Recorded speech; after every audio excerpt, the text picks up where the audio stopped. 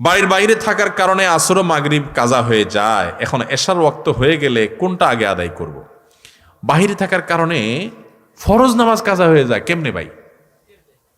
হ্যাঁ, বাসে জ্যামে পড়ছেন তো নেমে যাবেন। আমি একবার ছাত্র জীবনে মাদ্রাসায় পড়ি, তখন বাসে যাচ্ছি, দূরপাল্লার বাসে, ফজর নামাজের টাইম চলে যাচ্ছে। ড্রাইভার সাহেব যে বললাম, ভাই গাড়িটা একটু থামাবেন, আমি নামাজটা পড়বো। কয়েক গাড়িতে নামাজ পড়ে নেন, গাড়িতে নামাজ হয়।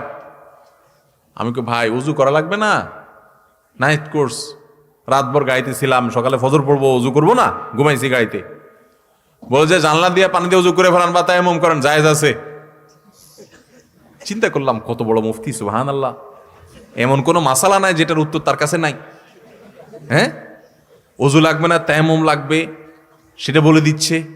নামাজ দাঁড়ায় না, বৈশা সিটে বৈশা কেবলা কোনটা লাগবে না লাগবে সাথে সাথে উত্তর।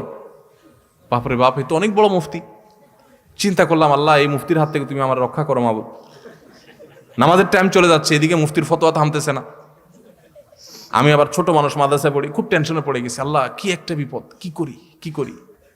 তখন বন্যা চলছে দেশে, বন্যার পানি আমি দেখতে পাচ্ছি রাস্তার দুই পাশে বিলের পানি থই থই করে। দূরপাল্লার বাস ঢাকা থেকে যশোর যাচ্ছে, তো আমি দুই পাশে যখন পানি দেখলাম, বললাম ভাই একটু থামাইলে, ভাই পাশেই পানি আছে ভাই, আমার 2 মিনিট লাগবে পানি দিয়ে উজু করতে, আর আমি ফরজ 2 রাকাত পড়বো, শুধু দৌড় দিব ভাই। কোথায় কি আর কথা শুনে, আরে ভাই বেশি পেন করেন না, বসেন আপনি। এমনি ফেরিঘাটে জ্যামে দেরি হয়, আবার আপনি এখানে কাহিনী করতে আসছেন, দাঁড়াবেন আসে। আমি কি আল্লাহ আমার ফজর নামাজ নষ্ট হয়ে যাবে আজকে। খুব মনে মনে ইস্তেগফার করতেছি, কি করব। একটু পরে দিকে হঠাৎ করে গাড়ি থামছে। আমি বললাম কি ভাই, কোনো সমস্যা? বসেন সিটি বসেন, সামান্য একটু অসুবিধা হয়েছে। আমি মনে অনেকে চান্দু আর বসতেছি। আমি লাভ দিয়ে নাইমা বিলের থেকে উজু করে উঠা একদম গায়ের সামনে আল্লাহ আকবার করে কেবলার দিকে দাঁড়ায় গেছে, যে উঠে দিলাম, আমার গার উপর উঠে দাও। আলহামদুলিল্লাহ আমি নামাজ কালাম পড়ে সুন্দর করে সিটে যা বসছি, দেখি তার গাড়ি এখনো ঠিক হয় নাই। বললাম মুফতি সাহেব গাড়ি ঠিক হয়েছে? না হুজুর এই তো আর একটু বাকি। আমি তো আর 1 ঘন্টা বাকি হইলে আর দুঃখ নাই, আমার নামাজ হয়ে গেছে আলহামদুলিল্লাহ। বহু মানুষ আছে আমি দেখছি, নামাজি মানুষ গাড়িতে সফরে গেলে নামাজ পড়ে না, মানে সাহস করে বলে না। অনেক নামাজি মানুষ আছে। আপনার উঠার সময় হিসাব করা উচিত, ড্রাইভারের সাথে চুক্তি করা উচিত, ভাই আমি তোমার গাড়িতে উঠবো, যাবো, আমাকে কিন্তু নামাজের ছুটি দিতে হবে, নামাজের সুযোগ দিতে হবে। এবং অনেকে আছে দেখি ট্রেনে নামাজ পড়ে না, বিমানে নামাজ পড়ে না। আরে বিমানে আমি জেদ্দা থেকে আসতেছি, ওমরার যাত্রী, হজের যাত্রী, হজের সফরও দেখছি, ওমরার সফরও দেখছি, যে সব টাক মাথা, মানে সব ওমরা করে আসতেছে। তো সব চুলচাচা মানুষ ওমরা করে আসতেছে, মাশাআল্লাহ। নামাজের ওয়াক্ত চলে যাচ্ছে, দেখি সব দিব্যি ঘুমাইতেছে।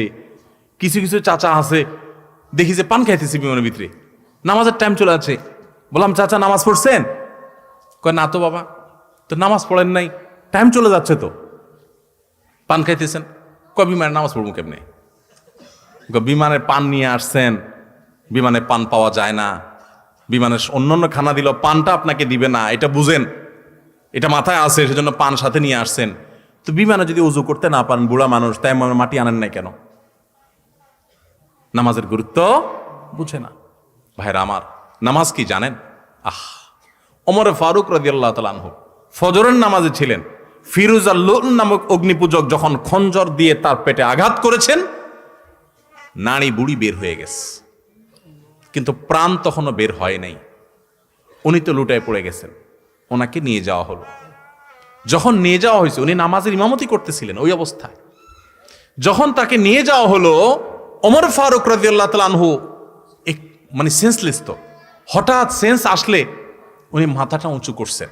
ওনার ছেলে মেয়েরা, পরিবারের লোকেরা সবাই দৌড়ে আসছে, মনে করছে শরীর থেকে এত রক্তক্ষরণ হয়েছে, প্রাণ বের হয়ে যাবে যে কোনো মুহূর্তে, হয়তো একটু পানি চায় শেষ মুহূর্তে। মানুষের গলা শুকায় যায় এই টাইমে, যে রক্ত সব বের হয়ে যাচ্ছে, কষ্টের জন্য হয়তো পানি টানি চাইবে, বা কোনো ওসিয়ত করবে মরার সময় বাচ্চাদেরকে।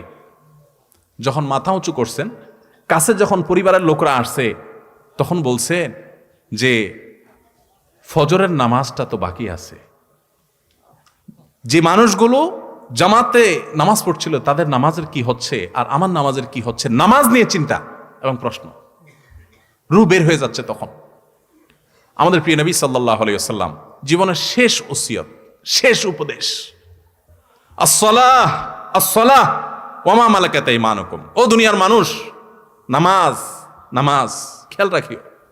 কিয়ামতের ময়দানে দেখবেন প্রথম হিসাব আল্লাহ তাআলা নিবেন, আমলের মধ্যে প্রথম হিসাব নিবেন, নামাজের হিসাব আগে দাও। নামাজের হিসাব যা ঠিকঠাক হয়ে গেছে, ভেজাল পাওয়া যায় নাই, অন্য সবগুলো আল্লাহ তাআলা সহজ করে দিবেন।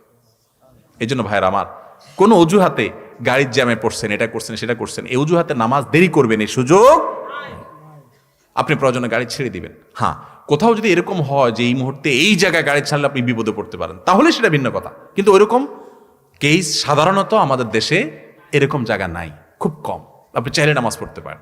অতএব কোনো হাজাতে নামাজ কাজা করা যাবে। আল্লাহ তাআলা আমাদের সবাইকে তৌফিক দান করুন।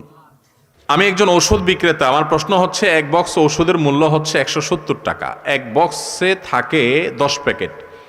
এখন খুচরা বিক্রি করলে 17 টাকা মূল্যের জিনিস 20 টাকা বিক্রি করতে হয়। এক্ষেত্রে আমার কোনো গুনাহ হবে কিনা বা ব্যবসা জায়েজ হবে কিনা?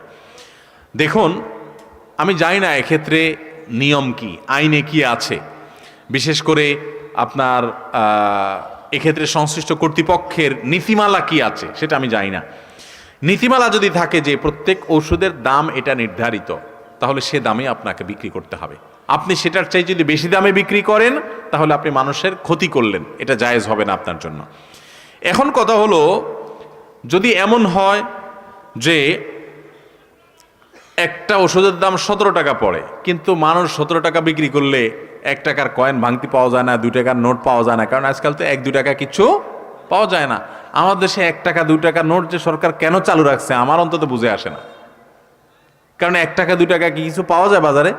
এটা চকলেটও তো এখন 1 টাকা আছে কিনা সন্দেহ আছে। চা খাইলেও তো 1 টাকা কোনো চা আছে, তাহলে 1 টাকা কি কাজে লাগে? 1 টাকা 2 টাকা কোনো কাজে লাগে? তাহলে এই 1 টাকা 2 টাকা খুচরা নিয়ে যদি আপনি বিপাকে পড়েন, তাহলে ভিন্ন কথা। তারপরও আপনি ক্রেতাকে বলে দেওয়া উচিত, ভাই এটার দাম 17 টাকা, আপনার ভাঙতি থাকলে দেন, আর যদি ভাঙতি না থাকে তাহলে ভাই আমার কিচ্ছু করার নাই, আমার কাছে নাই। আবার আপনি ইচ্ছাকৃত ভাঙতি রাখতে রাখলেন না, যাতে করে মানুষদের 3 টাকা করে খাইতে পারেন, সে ধান্দা যদি করেন তাহলে কিন্তু গুনাহ হবে। অনেক বিকাশের বা আপনার ওই যে নগদের এম-ক্যাশের বিভিন্ন এজেন্ট আছে না, এজেন্টরা অনেকে এই কাম করে যে বিভিন্ন রকমের লেনদেন দেখা যাচ্ছে 99 টাকা রিচার্জ করলে এই লাভ ওই লাভ, তো 99 টাকা তো ওনার কাছে ভাঙতি নেই, 100 টাকা নোট দিছে, আপনার কাছে কয়েন একটা আছে, তারপর আর দেন না, আছে না এরকম অনেকে? এটা গুনাহ হবে। নাই যদি আপনার কাছে এরকম যে না কয়েন নাই আপনার কাছে, সত্যিই নাই, তাহলে সেক্ষেত্রে বলবেন ভাই আপনি 99 টাকা ভাঙতি দেন, আর যদি দিতে না পারেন ভাই 1 টাকা দাবি রাখেন না, কারণ আমার কাছে নাই, তাহলে আপনার জন্য সেটা হালাল হবে। কিন্তু আপনি 100 টাকা রেখে দিচ্ছেন, তার কাছ থেকে একটা নিয়ে আইলে এটা জায়েজ হবে না। তো এগুলো বান্দার হক।